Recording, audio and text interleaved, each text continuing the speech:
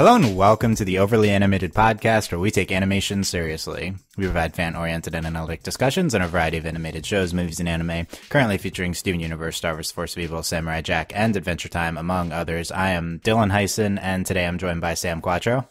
Hello. And John McKenna. Hi, everybody. Today, Sam, John, and I will be discussing parts 5 and 6 of Adventure Time Elements.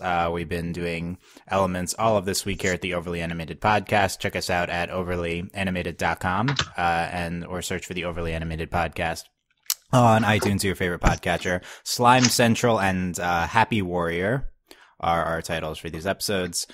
We did 1 and 2 and 3 and 4, and now it's these are airing, and we are anticipating the epic conclusion, we'll see, to the Elements miniseries. So, let's get right into these episodes. Spoilers for parts 6 and before, but not for 7 and 8. Sam, what are your general impressions of Slime Central and Happy Warrior? Lumpy Space Princess, that's my general Yeah, she's thing. the constant in these 2 episodes. Yeah, she came in, she's doing her thing. Yeah. I don't know, like, Slime Central was okay, I guess. I don't know, it happened. It was an episode. Okay, Happy Warrior. It was alright, too. Okay, I don't know, there you go. like, I felt like kind of underwhelmed by, like, the episodes on the whole. I think there were, like, a lot, like, some good, like, character moments, but as far as, like, plot, meh. Yeah. Okay, well, we'll dive into all that. John, what are your general impressions of these 2? Of the 2, I preferred Happy Warrior just because it seemed to capture a little bit more of what a fire elemental would be like. Very aggressive, very, very out there. The scenery was beautiful. It really looked like a volcanic, burnt-out landscape, which I think would happen if you have a fire element that's gone completely berserk, as these elements have done. Slime Central was okay. It kind of made sense in the context of Adventure Time, because the Slime Kingdom is really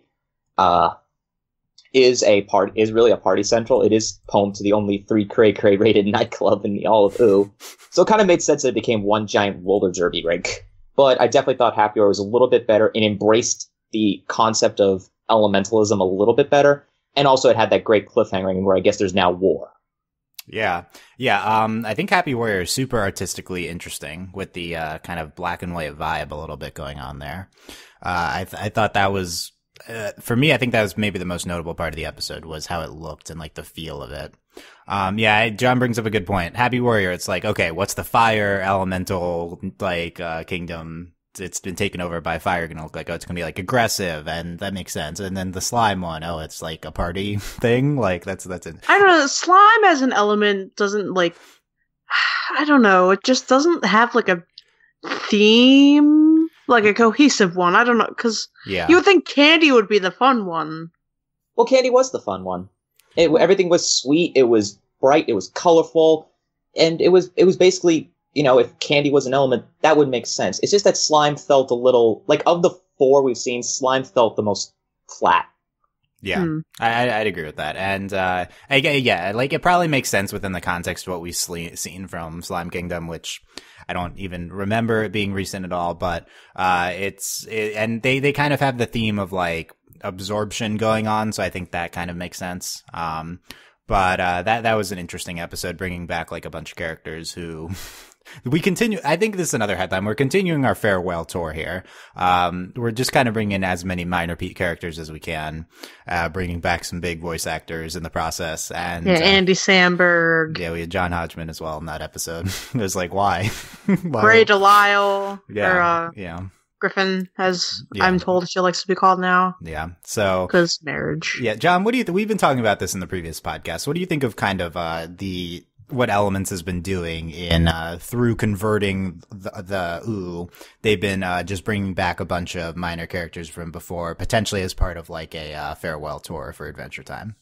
I think it kind of makes sense. You do want to hit on some of those characters because they are actually really interesting characters, and it sort of helps. And when you're doing a miniseries, it does help kind of fill out the series a little bit when you're able to bring in characters that are recognizable. I really liked actually life-giving Magus showing up and helping Ice King buy a suit. I thought that was really funny, also because it was so relatable. Because I've had problems buying suit too. But I think it's nice to have like the minor characters come in because a lot of them are actually really interesting in their own right. Yeah, especially LSP and Abracadaniel, and I did like seeing the snack pack. That was really funny. Yeah, I think the Flaming Magus was one of the better ones they've done. But yeah, I think there's a difference. So bringing LSP in here, I think is a good call. And there's a difference between a character like LSP, who's like an iconic major secondary character, and then just take your pick from these two episodes: Wyatt, Flambeau, the Bears, the Fire Wyatt. Yeah, I like the names they're giving them. That's fun. But, and then the John Hodgman character. I basically remember none of these, to be honest. And I did remember Wyatt just because he's, Tree Trunks' I think, third husband, which was mentioned, I think, twice at one point. I guess they got divorced because he tried to actually steal a pie from her, even though they were married and could have just had them. Okay, that I do remember you saying that now, and I remember him like his design. So, it's just like the show airs somewhat infrequently, and a lot of these characters are from 5 years ago. So I don't know how much it works, in the moment. I don't know. It is nice in the context of ending Adventure Time. I did really like bringing LSP back for a major role here. I think writing off Jake for potentially the end of the miniseries is a really interesting decision. I'm in favor, but why? Yeah, I'm not the biggest Jake fan. Yeah, what did you think of that, John? I was not expecting it to turn out that way because, and again, Jake is right within the context of the show. Everything does seem to turn out in the end, but the issue for me is it's that I was sort of expecting him to save him in the last minute, maybe pull a Deus Ex Machina. Then as it went on, I was like, that's not going to happen. He's actually going to get absorbed into the slime. Which means now it's going to be Finn and LSP trying to save the world, but now it's not Finn because Finn's now completely consumed by fire. Now it's LSP saving the world. Okay, I was not expecting it to go there, but whatever. Yeah. Unclear to me at this point how much Finn has been clearly Finn is Fire Finn at the end. They call him he's labeled as Fire Finn in the credits, which is funny. Fire Finn. And it's unclear to me if he's going to turn back next episode. We know Jake didn't come back in the following episode. So I'm more confident in it. But they've potentially taken Jake and Finn now out of the equation. I think this is probably setting us up for a very heavy Ice King and Betty last two episodes, which I really actually like the decision to do if the entire point of the miniseries is to be Ice King and Betty centric, which we don't know. I haven't seen the last two yet. And, but Finn and Jake too frequently, I think, steal the spotlight of these stories that they're in. They're the main characters. That's kind of what they're supposed to do. It's just rare for a show like this in that the main characters don't have to be in every episode for it to be a good episode, which in current animation is actually kind of a rare thing. Yeah, no, definitely Adventure Time is notable for just taking giant chunks of episodes without its main characters in it. This is something that's been true for a long time. Usually though, it's just we don't even see Finn or Jake. It's rare to have it like this where they're in and then they get written out of the arc. This is new, I think. So, it's I guess the next evolution of that. I'm excited for potentially, more centric, last two episodes though. With potentially Ice King Betty. I think Betty, again, we got another heavy Betty evil laugh here, in this, sixth episode. Definitely we're setting up. So Betty, I think, implied in the sixth episode that, she's gonna do more than just revert it back. She says, she said something like, I can do everything or so, Mm-hmm. So I think that, the level one interpretation would be that Betty is also going to use the, other, what are they called? The stones, the gems, the jewels, too. The crown jewels. The crown jewels, yeah. Jewels, not gems. Wrong show, yeah. So, to turn, Ice King back into Simon. That's what I think her motivation would probably still be. What do you think of that, John? Definitely. I mean, that's her motivation from the beginning. The question really is more, how can that be done? Because when it was introduced in season 5, it was seen as an almost impossibility. It's, does he live as Ice King or does he die as Simon? And she's basically trying to defy the laws of physics. And she's been attempting this, and as we've seen, she's been going slowly more insane the further she's tried to drag on into it. And we're starting to see that kind of culmination. She's starting to get a little bit sinister, a little bit evil. When she cast that spell to give Finn that flame shield, I noticed that it was not like just a waving the hand and poof, there's a shield. It looked actually legitimately scary. So I am fascinated by where this is going to go from their standpoint. And you are correct. It is going to be a very Ice King and Betty centric, and because they wouldn't have him at the initial credits if it wasn't. Yeah, I agree with that. And the good point. Betty is certainly seeming more unhinged recently. And I think that's very intentional. I think the show is intentionally showing that. And also, we've had like 2 blatant evil foreshadowing laughs. I think that it'd be pretty basic to just have her. I'm not expecting evil Betty, I guess, because it seems too obvious from the laughs. It's more like she's just, the laughs are to demonstrate that she's going to do something beyond. She has some hidden intent. But I think it's potentially still a good hidden intent. What do you think of that, Sam? Good Betty, evil Betty. Morally complex Betty. Okay. I don't know. I don't think it's like, especially in Adventure Time, it's really, I guess, fair to pin things down as being either all good or all evil, because more often than not the show shows like a lot of moral gray area and like complexity, and like even like the predecessor, that she got her hat from, Magic Man, like he had like his reasons for doing like the things that he was doing. So I'm just gonna say, it's not like she has like a complete like nefarious plan to destroy the world and get Simon back and like blah blah blah blah blah. But I don't there's like a reason why she's going to be doing what she's doing, and it's a moral gray area. Like, it could be seen as good or bad, or just is what it is. Yeah, I agree with that. I'm not expecting this to. I do think Constance is probably, or Patience, or I keep confusing it. Patience is not going to be the potential main focus of the last 2 episodes. Who's this Constance lady you keep referring to, Dylan? It's just a similar word, I guess. But that shows how little she's been in these last 2 parts of Elements. But I'm expecting more of a Betty centric focus in these last 2 than a Patience centric focus. But at the same time, I don't think Betty's just going to turn into the villain. I see Betty as having somewhat of a understandable aim here, something involving Simon, rather than Betty's just going to take over the world. Agree or disagree with that, John? I think I'm going to take the conservative answer and say it's chaotic Betty. And I know it's a bit of a cop-out. I'm not going to go the evil route. I'm not going to say it's the insane route, but she is definitely prone to going up well beyond what her initial intent was. And I think a lot of that does have to do with the fact that when she was infused with that magical power from Magic Man, she did kind of start to go a little doolally. And we kind of expect that because she had studied the sadness and the insanity of all magic beings in season 6. So I think that's a good continuation of that theme for her. Yeah, definitely.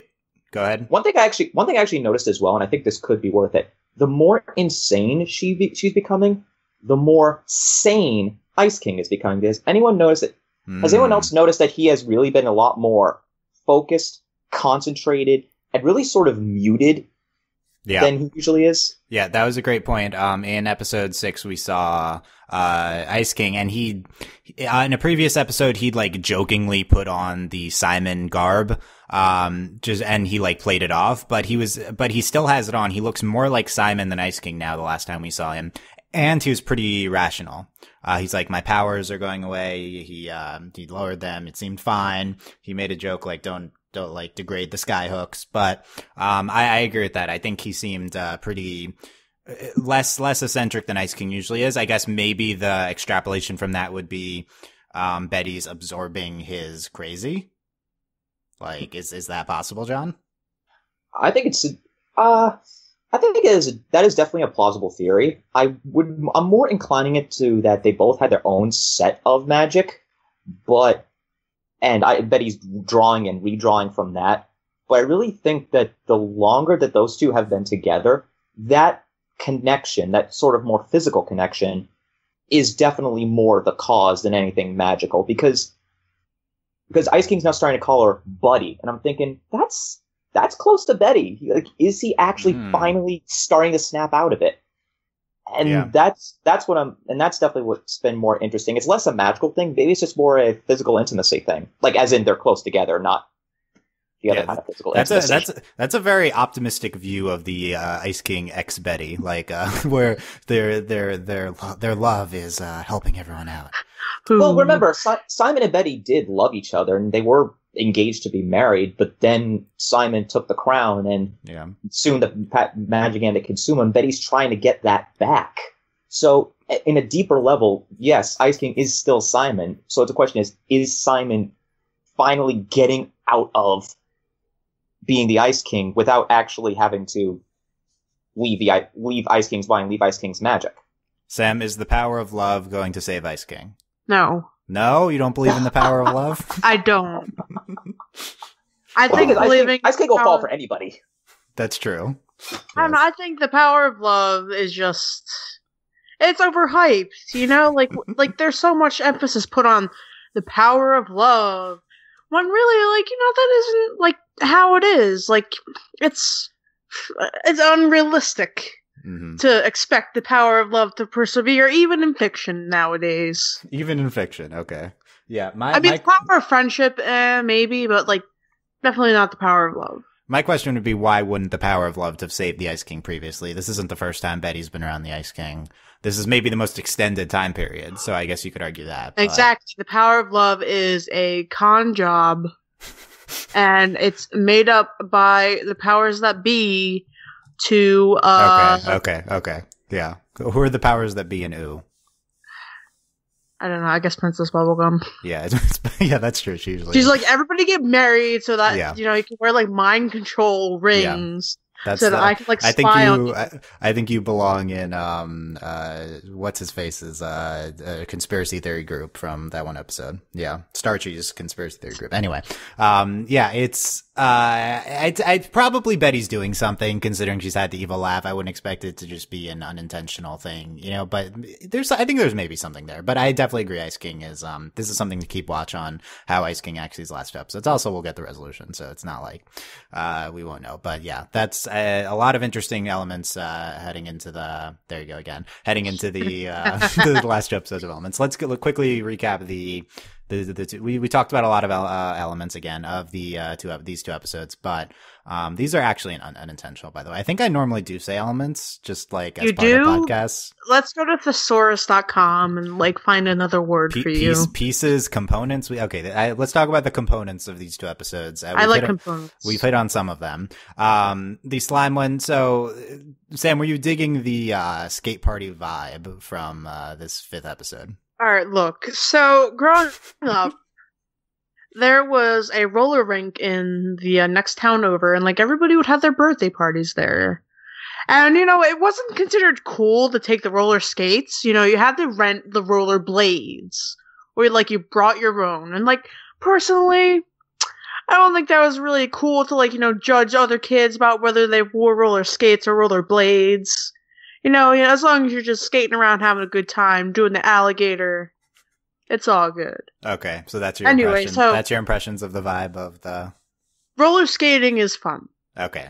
But I don't know, it just seemed really, and I guess because the Slime Kingdom, Slime Princess, etc., had maybe one full episode dedicated to, like, you know, their mythos and, like, their kingdom. Like, I just don't really have a sense as to, like, is this just like an amped up version of the Slime Kingdom? I don't know. Yeah, we had one Slime Kingdom episode. Like, what are we doing subverting that one episode here? Like, it didn't... DJ Plop Drops did not work for me because I did not remember that John Hodgman character. Yeah, it was like, how many years ago at this point? It was like... literally, like, the year after Rebecca Sugar left, so, like, 2013. Elder Plops is the character from Love Games, which was from 2013. Yeah, like,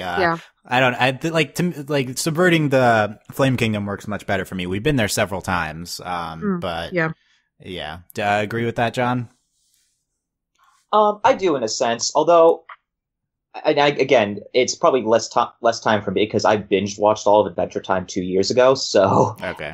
So it's a little bit fresher for me. But in terms of what the Slime Kingdom represent, it does make sense that it's a giant roller rink. If every elemental world so far is an extreme version of their respective kingdoms, it would make sense that the Slime Kingdom would be a massive skate party. Because the one thing that I remember from it is that it had all the nightclubs and dance halls and all that stuff. So it does make sense in that context, though I do agree there isn't a lot of time spent there. So, and usually Adventure Time will include in its exposition some reminder of who these minor characters are. That would have really helped a lot here, especially for those that don't remember it as well, and especially since Cartoon Network doesn't rerun Adventure Time as much as they used to. Yeah. It's we just put those bears right skating up there, and Party Pat apparently is that character's name. From like 50 years ago. No recollection of that, but yeah, there you go. I did like Party Pat because I think he actually lived in a monster's stomach at one point, and that was just such a weird episode that I couldn't forget it. Yeah, nice. We had, I think those are all the ones from this episode. But yeah, I like bringing LSP in here. She was fun. I like her design with just having one skate on like her lower lump. Like, I thought that's fun. And, the whole concept of the assimilation into Slime Princess, I think was very good. The, skate to assimilate. Yeah. I thought that was well done. Yeah. Everything involving that. I my favorite line of, I think, both episodes is Finn, we'll just have to believe in ourselves way too much. She can't absorb us if we're self-absorbed. I like that. Pun, yeah. It's like, oh, that makes sense. No, it doesn't. But yeah, it was good. And then, yeah. Actually, I think it does kind of make a little bit of sense. Because notice, every being that was absorbed into the slime willingly gave in. Like, Jake gave in, Finn almost gave in. The one being that did not give in is the most self-absorbed character in Ooh. That's true. Finn was kind of vindicated by LSP not getting rejected. God. Getting rejected by it. Yeah, I mean, maybe it's a mind control thing. We don't need to dig too deep into the mythology of this episode, but yeah, that was good. The thing is, as well, is that I've just realized that this whole idea of self-absorption is like how if you're so absorbed, you can't be absorbed. Notice LSP wasn't turned into slime in episode 5. Then episode 6 reveals that none of the kingdoms had any effect on her. So maybe being self-absorbed is actually the reason why she's not affected at all. Yeah, that's possible. I feel like they had somewhat of an explanation for why certain people aren't turned in the previous thing, but it was like a one sentence thing. Yeah, it could be because she does reveal that she's not affected, and she at the end of 5 she's revealed she's faking it to fit in. This was a very LSP episode. I was a fan of how her character was implemented here. In terms of episode 6, we talked about a lot of these. We have Fire Wyatt, we have Flambeau. We had, I guess that was it. We had Gunter just as a main character in this episode, which I enjoyed a lot. Yeah, aggro Gunter. Gunter, this is a natural fit for Gunter, just, in the, kingdom that just, fights everyone. I think that was probably why they brought him into here. Cause it's good when, yes, Sam? Yes, Gunter, Sam? Nothing. Yeah. We had Dragon, Flame Princess, which I really liked. I think this is a good extrapolation for, Flame Princess's personality. And, we had some Finn, Flame Princess, minor stuff, mostly instigated by LSP. IG. You what?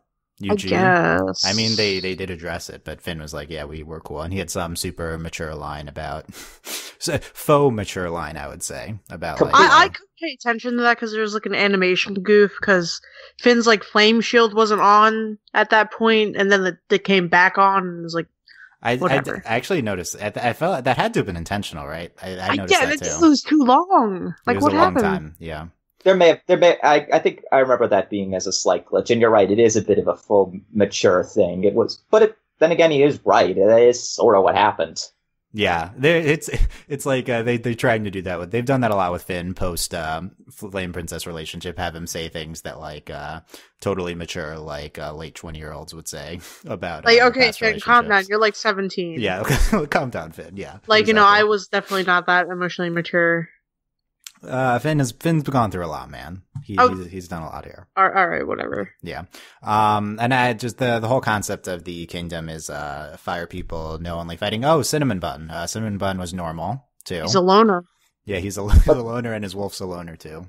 Yeah. Well, he has the fire shield, so it makes sense. Yeah. It does make sense. A good use of Cinnamon Bun as always. Any particular elements from this episode that you like, John? Gunter's design was hilarious. I mean, once he put on the shield, just started fighting. It was just so comical to see him as this small penguin with flames coming out of his ears, just going wah, wah, wah, wah. Like I can imagine like Gunter leading this army, and it's just this most hilarious idea. And I actually really like it. And also when LSP told everyone to stop fighting, you see him actually have the sword in one of those flame guards, and he's continuing to put it in. Yeah, I really like that. Just finish the job. You already made it that far. Just finish up and then call it a day. Yeah, Evil Gunter's always been a highlight of Adventure Time for me. And then they went on a whole arc because they knew that was a good element of. Like then they went on this whole mythology arc with that. But we're continuing it here. It was still good. Anything? Any particular favorite, Sam, from the episode? I mean, I really like Cinnamon Bun, just like his loner, like, Did you relate to Cinnamon Bun? The kingdom is lost. Yeah. Yes, I did. Yeah, This is the end of all things. Yeah, I enjoyed that. It was like the post-apocalyptic Cinnamon Bun. True facts. Yeah. I kind of wish that the episode ended right there, rather than then cut to LSP wondering where everybody is. Because I felt like that would have been a great ending. It would have been like the hook to the next two episodes. But then I get you want to end it with comedy, but still, I thought that should have been the way to end the episode. Yeah, I wonder how we're going to use LSP in these last two, and if that was the reason you ended there to see, because she's a major player. We'll see. Yeah, I enjoyed 6. Five was fine too. I don't think we've had an episode as good as 2 or 3 since then, though.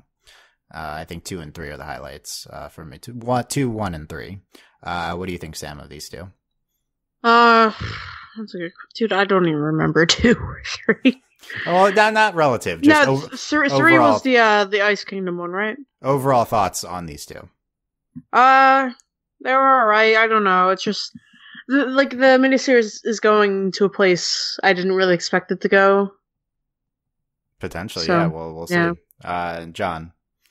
I agree. This is definitely going in a different direction than I had originally thought. I did like episodes 2 and 3 the most. I thought they were the most intensive. You got a little bit. It was good character build up. It was setting the stage very nicely. I thought episode 1 was pretty good because it gave us the first taste of what these elements are like and the extremity to which Patience had turned the world. And you see how it went well beyond what she was expecting, though. She was just trying to liberate the elemental spirits from the 4 princesses, the 3 princesses plus herself. And then it went into a direction she was not expecting. So I liked how we kind of got that taste in the beginning.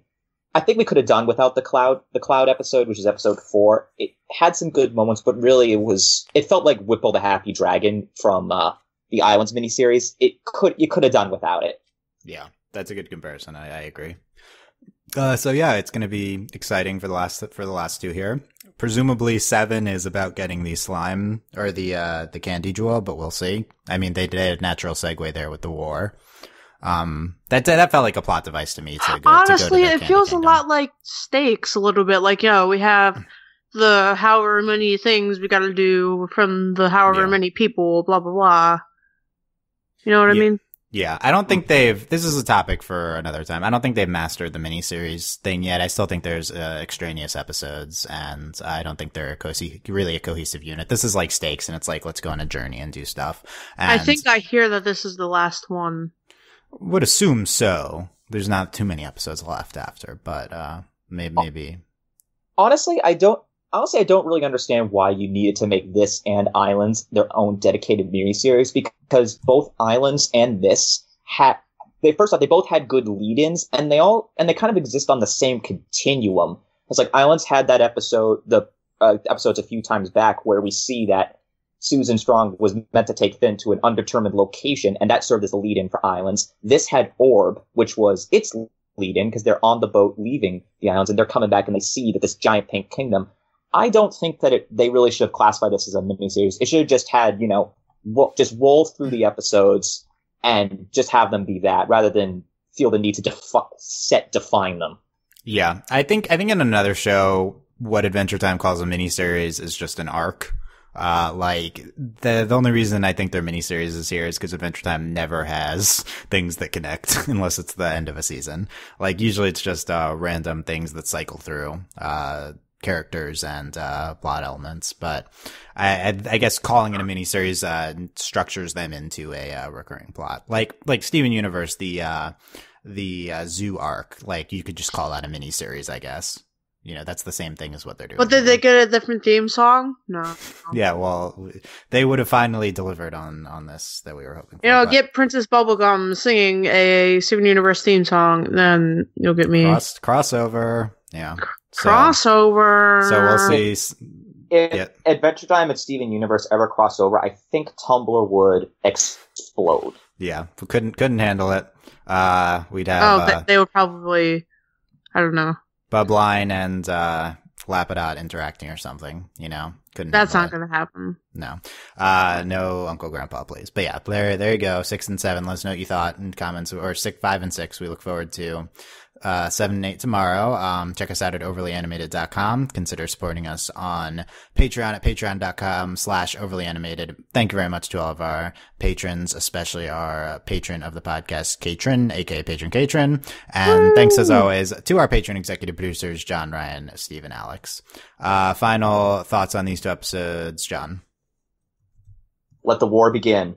Let the war begin. I am skeptical of that being a thing that heavily affects the last 2 episodes, but it would be interesting. Last thoughts, Sam. Everybody's gonna die. Again, skeptical, but I guess we'll see. Well, you never know, Dylan. You never know. They could just end Adventure Time with everyone dying. They could. Maybe that's what'll happen. Yeah. The end of the world, and then, it'll be fine. It'll be fine. That's the same thing that happens to everybody else on the planet. Everybody dies. Okay, we don't need to get into that. So let us know what you thought in the comments. Thanks, guys. Okay, Dylan has the secret to immortality. That's what he's trying to say. Yep, that's what I'm trying to say. And won't get it because the podcast's ending. So thanks for listening, guys, and we'll see you next time. Bye. Take care. Bye.